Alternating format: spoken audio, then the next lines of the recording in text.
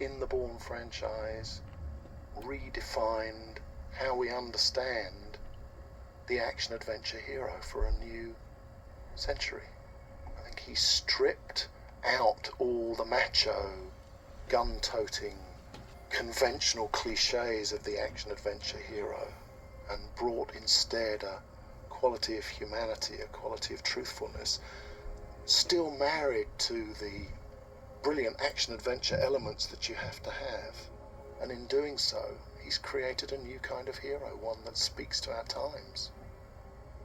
Being a character with heart and soul. A rather moral character, I think, Jason Bourne is, because he searches for truth in a corrupt world and is destined to be alone. He feels the pain of loss. And in those small moments of humanity, the character is brought to us. We relate to Jason Bourne.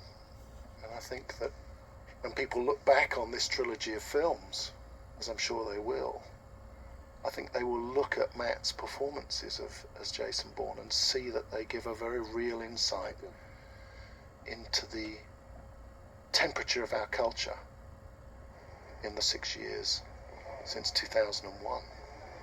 Dated that absolutely hardest thing of all, an iconic character who exists beyond of Jason Bourne, and we all think of Matt when we hear the name. And that is a testament to bringing Jason Bourne back to New York. Was Tony Gilroy's. It means that the story is about Bourne coming home. You need to see this. This idea that you could create the Bourne ultimatum where the first two acts took place between the last two scenes of Bourne Supremacy, and so that you would come to the last scene of Bourne Supremacy, the phone call between Bourne and Landy that we remember from that film, and you would understand it in a different way in Bourne Ultimatum. It would replay in a different way. Idea. It's about choreographing the pieces, bringing all the pieces on the checkboard together in order to create the act and the final act in the Bourne trilogy. We made the film, we were obsessed with the idea that audiences would with the idea that they were going to see a scene from Bourne Supremacy played in a different way. We were concerned that audiences wouldn't understand or would reject it. In point of fact, it was never an issue. Of the visual effects in Bourne Ultimatum. Notice that I like visual effects to be very subtle, almost resort option rather than a first, because I think that one of the things that distinguishes a Bourne film is that it is as you see it. It's not a green screen construct. There are visual effects and they have to be done, and he does them. Great subtlety, I think, and skill. The question that was my first question really when I rewatched Supremacy before I started Ultimatum, when I rewatched it and you got to that phone call between Bourne and Landy, it was obvious. The question was, well, why did Bourne come to New York, join her 100 yards away from her? There must have been a reason why he did that. What was that reason? What was he doing? I think he was doing. You get the answer. He was sending her a message, and so was she.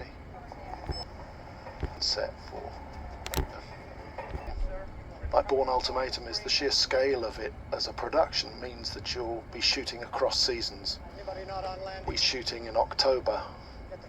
We're still shooting a year. What it means is that you're trying to create an even, when in fact material you've gathered from very times and very different weather conditions are more apparent than in this sequence.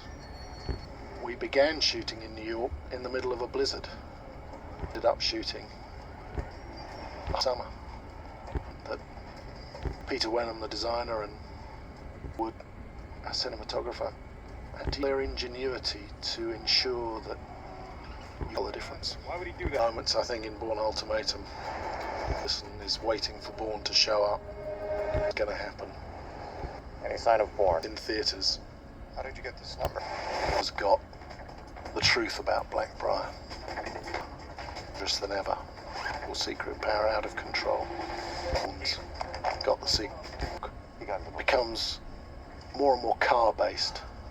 We're moving towards the cars. At moments in a Bourne film. That Bourne ultimatum, it was the first thing we discussed, really. There to come back to New York, where from the shot, we'd give a good of ourselves.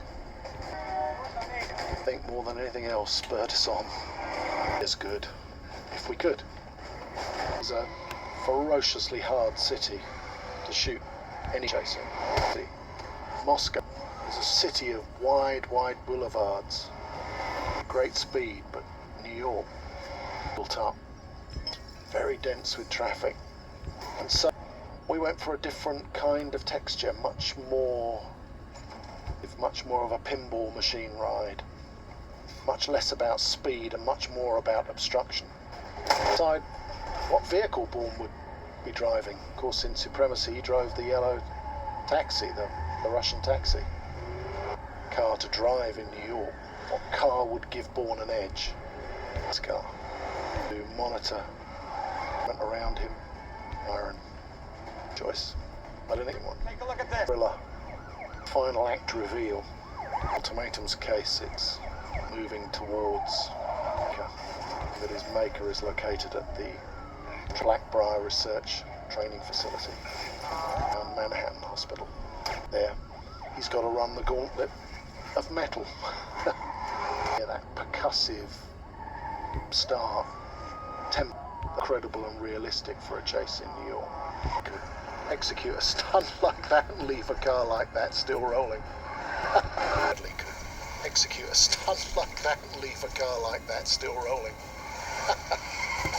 You have to have a final coup de théâtre. You have to have a crowd-pleasing, shameless final moment in any action-adventure film. Brilliant, of course, in the theatre, but months and months of planning. Hundreds of people involved like that.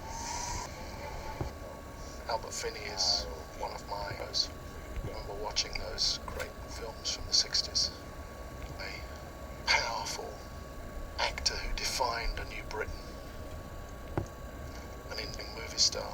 And when came the role of Hirsch, we needed somebody with stature, someone who, when Bourne finally got there after this 3-film quest to find his maker, you would know was worthy of his attention. Finney. I mean, of course, because this is the only scene Bourne have together, face to face. Films of speaking to each other, dealing with each other, each other across a divide. They realise they're on the same side. David. For a better way. Assuming they can survive at this point of the film, because a lot of complex storytelling is being delivered, I think, issues of where people are going. Land is truth of the bar program via secure facts. Bourne en route to meet his maker, and to decide where he goes, where he splits his forces. First floor. And it's the problem of resolving all action-adventure thrillers is all the various characters, all the various storylines feels satisfying to the audience, and yet time will pay off for the central character to come, like the problem of starting a thriller. A thriller is the problem of pushing all doors.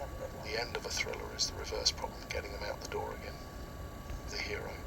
Me with Bourne Ultimatum, that as a film it had to provide answers. I think Bourne Identity and Bourne Supremacy were films driven essentially by questions. Who am I? Why are people trying to kill me? Couldn't sustain on questions alone. It had to provide the answers.